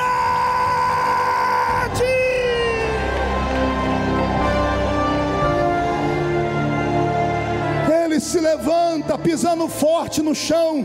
Ele sai do jardim, está todo mundo dormindo. Ele vai acordando um por um, Mara, com o pé. Acorda, acorda Pedro, Tiago, João. E todo mundo vai dar uma desculpa, nós não conseguimos orar. E ele diz, calma, agora não precisa ninguém orar mais. A carne é fraca, mas pense no Espírito que está forte. Pense em alguém que está forte, porque o Senhor está forte. Eu vi os Gideões missionários em 2016. Eu vi o Abílio pregar, eu vi o Paulo pregar, eu vi o Takayama pregar, eu vi o Vanderlei pregar, eu vi o Gilvan pregar, eu vi o povo se alegrar, eu vi gente falar em línguas, eu vi gente ofertar para a obra missionária, eu vi o Cizino vivo, eu vi, vale a pena, vale a pena. Alguém tem o nome escrito no livro da vida aqui? Toca o cotovelo, o sermão, diga para ele, reage pelo amor de Deus. Vai, grita, reage nessa noite.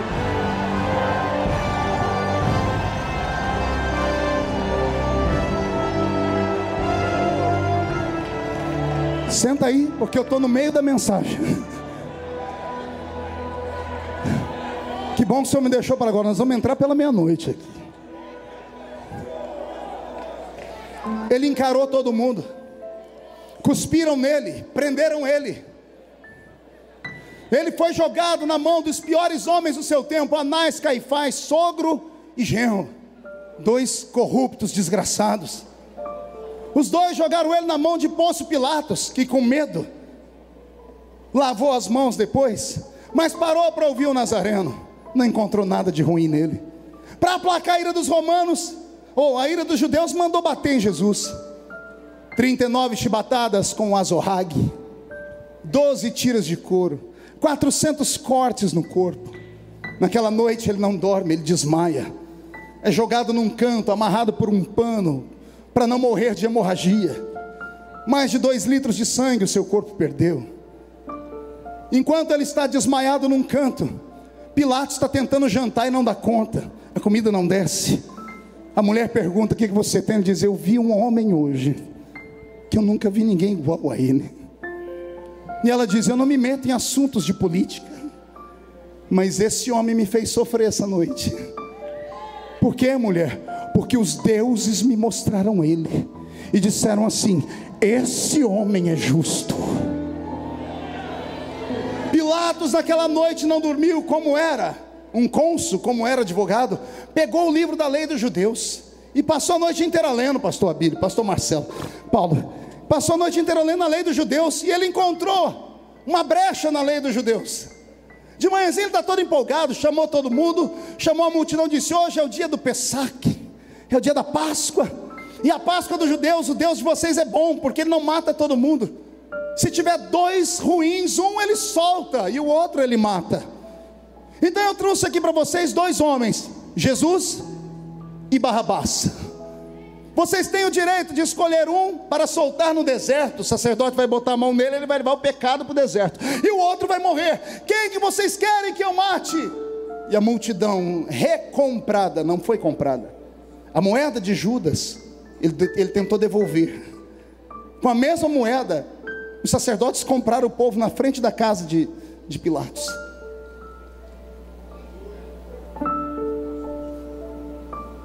O povo com dinheiro na mão olhou e disse, pode soltar Barrabás, crucifique Jesus.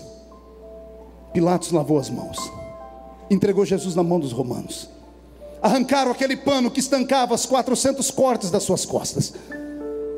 Jesus sente dores que nenhum de nós jamais teria coragem ou suportaria sentir. Coloca uma coroa de espinhos na cabeça dele e fincam a coroa com um pedaço de madeira. Deixam ele seminu, colocam nas suas costas o patíbulo da cruz, acham onde as mãos iam ser fincadas e levam ele para o alto do Gólgota.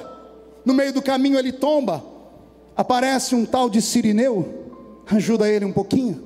Ele está morrendo e ensinando: quando sua família te abandonar, nem que seja um estrangeiro, mas eu mando para te ajudar a carregar a cruz, não deixe ela. Estamos no alto do Gólgota e ele já está crucificado entre dois malfeitores. O malfeitor da esquerda representa a humanidade perdida sem Deus. O da direita, a humanidade perdida que vai se encontrar com Deus. O diabo entra no coração do bandido da esquerda e diz a Jesus: tu não és o Messias? Desce da cruz e tira a gente também. Essa dor foi a pior de todas, pior do que os cravos, pior do que as chibatadas, porque essa é a dor de ele ter ouvido o homem por quem ele estava morrendo dizer para ele que Jesus não valia nada. Quando Deus vê isso, Deus diz: ah, você entrou ali, diabo, eu não deixo o jogo desigual. Espírito Santo, entra no outro, do outro lado lá. Não entendeu? O diabo entrou no da esquerda, o Espírito Santo entrou no da direita. O da direita começou a brigar com o outro, mas para ver o outro ele tinha que esticar o pescoço, porque Jesus estava no meio. Ele disse: ô infeliz, você não vale nada e eu também não, mas esse que está aqui, ele não fez nada. Só que quando ele olhou para Jesus, ele viu o presente que Pilatos deu para Jesus em cima da cabeça dele: Rei dos Judeus. O bandido começou a gritar: ô rei.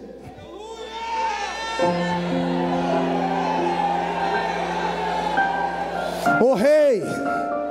O rei está assim, angustiado: rei. E o rei começa a tentar procurar o som de onde vem. Rei, Jesus vê o rapaz e ele diz: lembra de mim quando entrar no seu reino? Jesus dá um sorriso no meio do sangue da dor e grita: ainda hoje estarás comigo no paraíso. Aquilo acelerou o processo da morte. Já estava pronto, já valeu a pena. Uma alma salva vale mais que o mundo todo perdido. Ele começa a ter crises, sensações. Ele olha para o céu e pega Deus de costas. Essa também doeu. Deus estava olhando para ele. Quando ele olhou, ele viu Deus. Deus fechou a janela do céu. Ele sentiu uma dor como aquela que você sente quando grita e Deus não responde, quando pede e Deus não dá. O silêncio de Deus dói mais do que uma pancada dele. Ele abaixou a cabeça e orou: Eloi, Eloi, lama sabachthani. Ele entra numa crise depressiva, mas arruma força na hora final. Ele olha para a multidão e começa a gritar: perdoa eles, porque eles não sabem o que fazem. Ele olha para baixo, vê João e Maria e diz: João, Maria agora é sua mãe, cuida dela, tá? Ele olha para o céu e diz assim: ei Deus, eu vou dar uma mãozinha para o Senhor, senão eu não saio dessa cruz nunca. Porque o salário do pecado é a morte. Mas eu não pequei. Eu não posso morrer. Ou eu estou errado? Jesus podia morrer? Isso aqui só os grandes podem responder. Jesus podia morrer? Ele não pecou. Se o salário do pecado é a morte, o dom gratuito de Deus é a vida eterna. Se Jesus não podia pecar, ele não podia morrer. Não, pastor, mas a morte matou ele. Matou nada, tentou. Ela tentou. Ela subiu no alto do Gólgota vestida com a sua roupa negra e com o seu aguilhão na mão, a foice, né? Ela olhou Jesus e falou: é hoje que eu acabo com ele. Só que quando chegou perto ela tomou um susto. Pergunte por quê? Jesus não era só homem, era Deus. Homem morre, Deus não morre. O homem estava assim, pastor Abílio. O Deus dentro do homem estava assim. Não entendeu? Jesus estava assim, mas o Cristo dentro dele estava assim. Deus não se curva para ninguém. A morte, quando olhou, disse: vou matar. Jesus está assim. O Cristo está assim: cai dentro. Vem, tenta. Ela levantou o aguilhão e bateu no peito dele para cortar o fio de prata. É só um fio de prata. A foice bateu e quebrou. Pastor, isso é invenção, né? Não é não. Tem um pastor pregando lá em Corinto. Ele era baixinho, botava um púlpito assim. Ele está pregando aqui, todo mundo dando glória a Deus. Ele olhou na porta, lá na porta, quem é que apareceu no culto? A morte. Ela olhou para ele, eu imagino que ela fez assim, ó.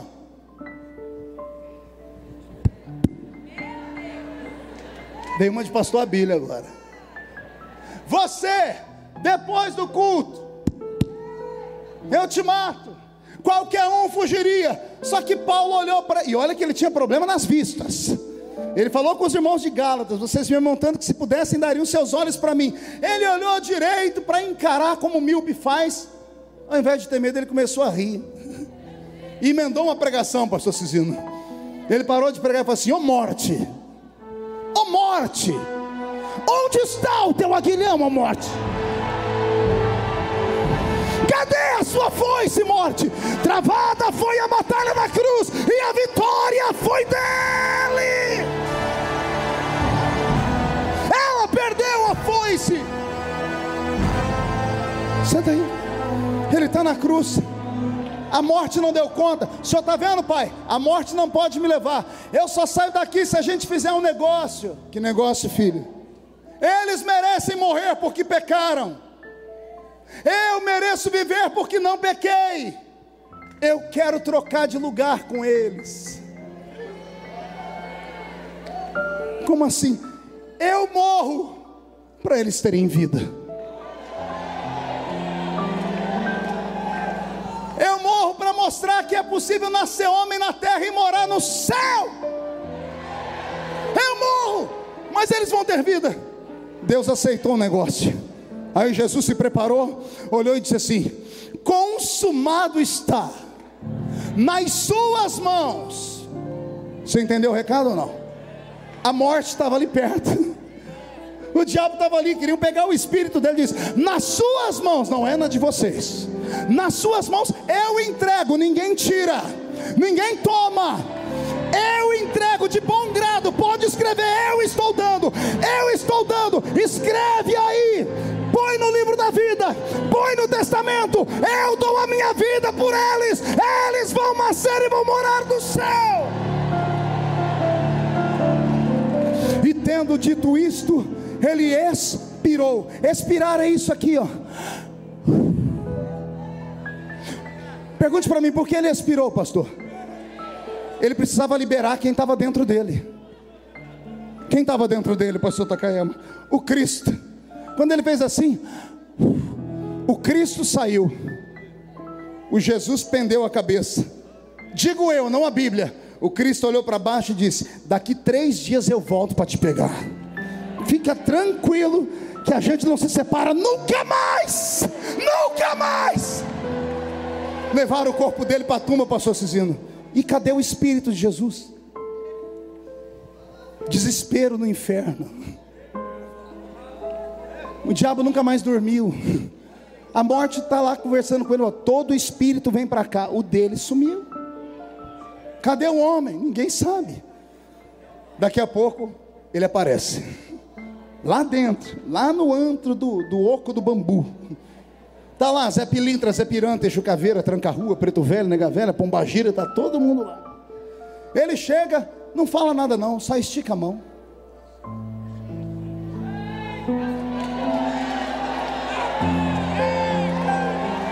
Me dê o que é meu, a chave da morte do inferno, me dê. O diabo pega a chave da morte do inferno, dá na mão dele tremendo. Jesus cata a chave. Agora digo eu, vamos fazer igual os nossos pais pregaram. O pastor Takayama pregou isso há uns 50 anos atrás. O diabo abaixou a cabeça. Quando ele catou a chave, o diabo abaixou a cabeça e Jesus virou as costas. O diabo falou: ô Nazareno, não é agora? Agora o quê? Aquele negócio lá de Gênesis 3:15.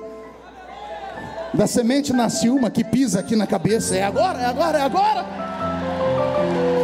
Isso eu aprendi com ele, nosso mestre. Jesus deve ter olhado, dado um ar de riso assim: olha, poderia, mas por enquanto fica assim. Ele sai rodando a chave no dedo. E ele sai gritando: por enquanto fica assim, mas em breve o quê?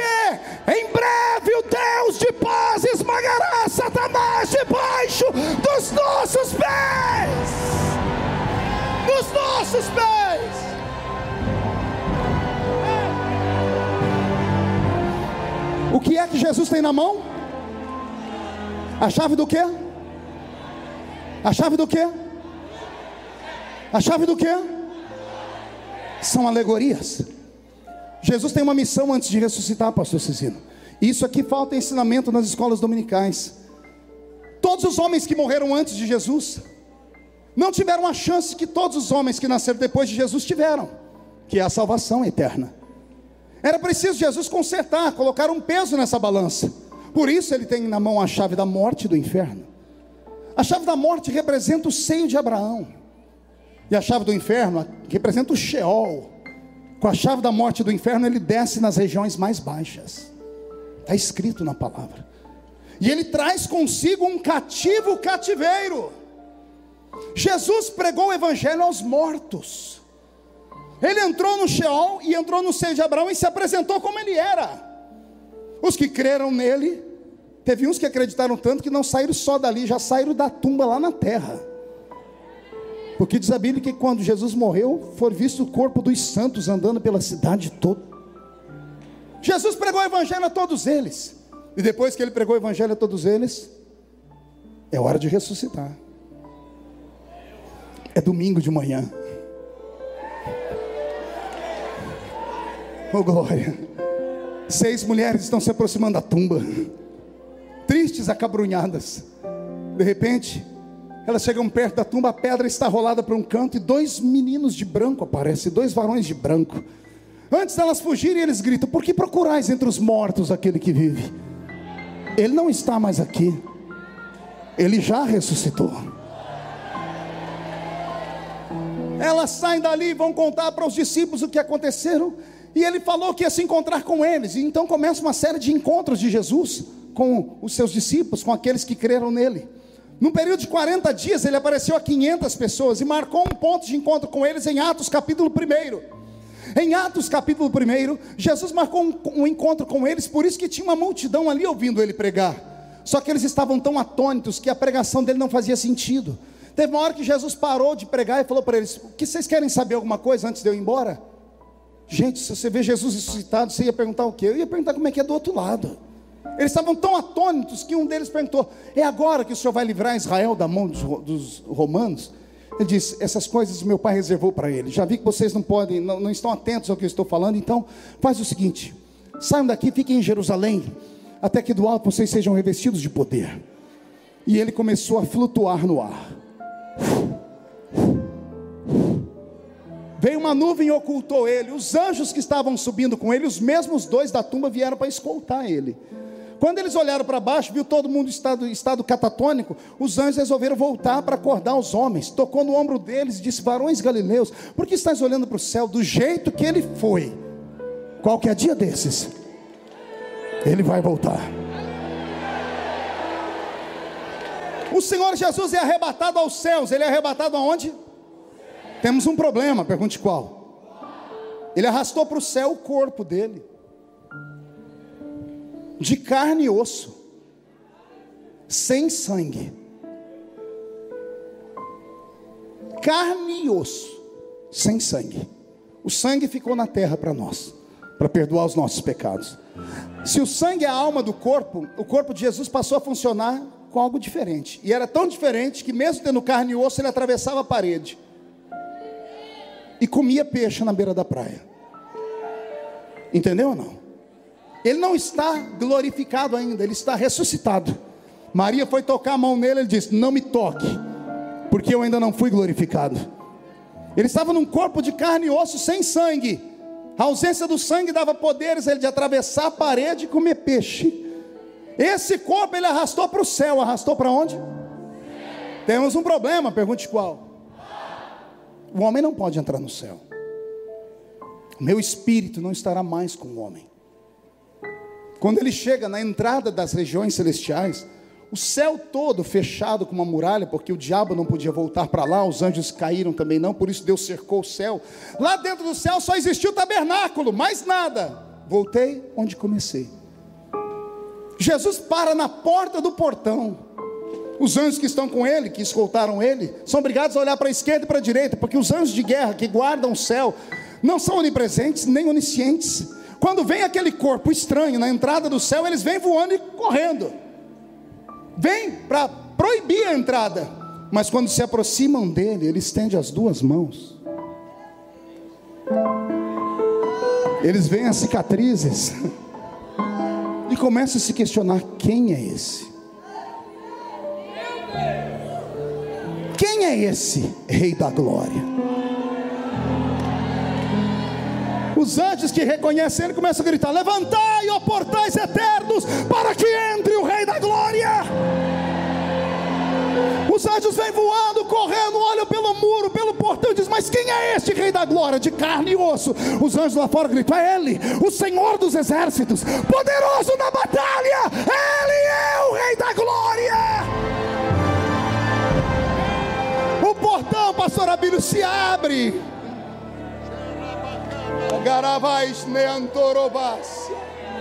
O portão se abre. Respira fundo.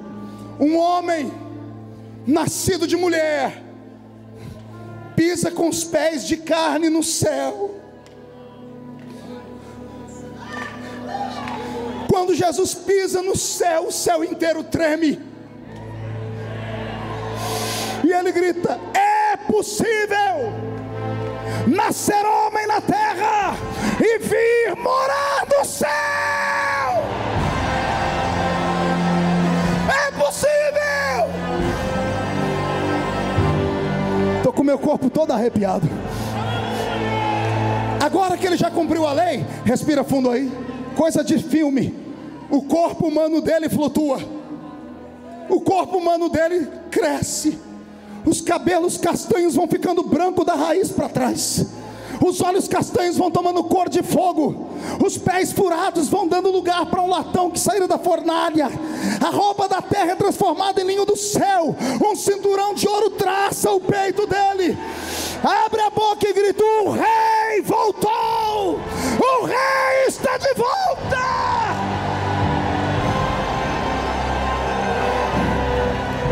Pronto para uma revelação para terminar? Agora ele olha o céu inteiro e só tem uma construção. O que é que tem? O tabernáculo. O que é que tem lá? Só, mais nada. Ele flutuou, levantou, agora ele é Deus. Digo eu, ele estende uma mão para a esquerda, pastor Abílio, e a outra para a direita. O que foi que eu disse mesmo para os meus filhos lá em João 14? Eu vou para o Pai e vou preparar. Não tinha nada no céu ainda. Não tinha nada no céu, porque o homem não podia entrar lá. Mas agora que ele morreu e cumpriu a lei, diz: agora eu vou fazer lugar para eles. Ele vai voando e da mão dele vai saindo construções, casas, palácios, ruas, avenidas. Uma das casas é sua. Casas, palácios, avenidas. Um dos apartamentos é seu. Eu quero ser seu vizinho lá. Eu quero estar do seu lado lá. Agora, Alexandre, que ele faz o céu inteiro. No meio do céu ele resolve botar uma praça. E ele resolve colocar, cercando a praça, um rio. Só que esse rio não tem peixe. E eu falei: que sentido tem um rio não ter peixe? Aí eu descobri que o rio, pastor Abílio, não é de água igual as que tem em Salvador. O rio da vida é um rio de água quente. Água quente. Como assim, pastor? 2 profetas viram a nascente do rio. Pelo menos um deu testemunho. Ele disse: eu vi o rio que saía debaixo do trono de Deus. Ezequiel 47. O rio nasce debaixo do trono, Mara, e por onde ele passa, o que está morto ressuscita. Só que um outro profeta olhou o mesmo trono e disse assim: eu não, eu vi debaixo do trono um monte de brasa de fogo. Pegou aí? Não. O que é que tem debaixo do trono? Brasas de fogo. E o rio nasce aonde? Não ouviu? O rio nasce aonde? Nasce debaixo do trono. E o que tem debaixo do trono? A água que sai passa pelas pedras afogueadas e o rio fica cheio de água quente. Quer perguntar para quê? Pergunte para o seu pai, para o seu avô. Quando eles foram no médico, o médico disse: olha, para sarar as feridas da velhice, vá lá em Caldas Novas, toma Toma um banho de água quente, porque fortalece os nervos, cura as feridas, cicatriza. O rio da vida é um rio onde nós vamos curar as cicatrizes deixadas pela vida, as pancadas, as perseguições, as traições, os amigos que nos machucaram. Deus vai curar dos seus lombos todas as suas feridas. Deus curará os seus pés. Ele plantou naquele jardim uma árvore que dá 12 frutos por ano, um fruto por mês. As suas folhas são saúde para todas as nações. E agora que está tudo criado, respire fundo. Ele vê o tabernáculo, os 2 anjos estão com ele.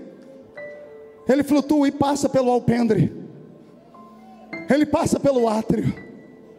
Quando ele chega no lugar santo, o anjo vai abrir a porta. Um abre a porta e o outro, quando olha lá dentro, vê um homem chorando.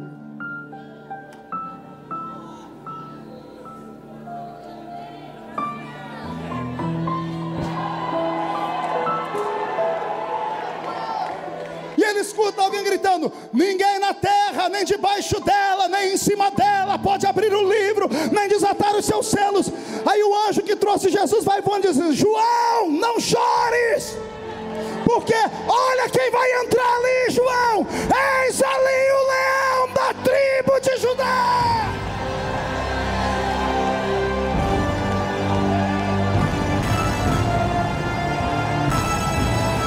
Pastor Elaine de Jesus, quero um terremoto aqui agora. Pega na mão de quem está do seu lado, me diga se o seu nome está escrito no livro da vida. Se o seu nome está escrito no livro da vida, aperte a mão desta pessoa que está do seu lado. Grita com ele, diga: reage. O diabo não pode te tomar, o diabo não pode te tirar, o diabo não pode te destruir. Você vai morar no céu, vai morar no céu, vai morar no céu, vai morar no céu.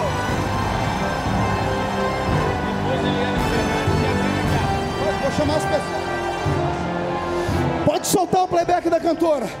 Feche os seus olhos. Senhor, meu Deus e meu Pai, onde houver um homem e uma mulher que tem o nome escrito no livro da vida, faz trovejar sobre eles a esperança e a fé. Onde houver alguém, Senhor, que há de morar no céu, tira a tristeza, enxuga dos seus olhos todas as lágrimas. Senhor, dá um sinal. Senhor, dá um sinal. Senhor, dá um sinal.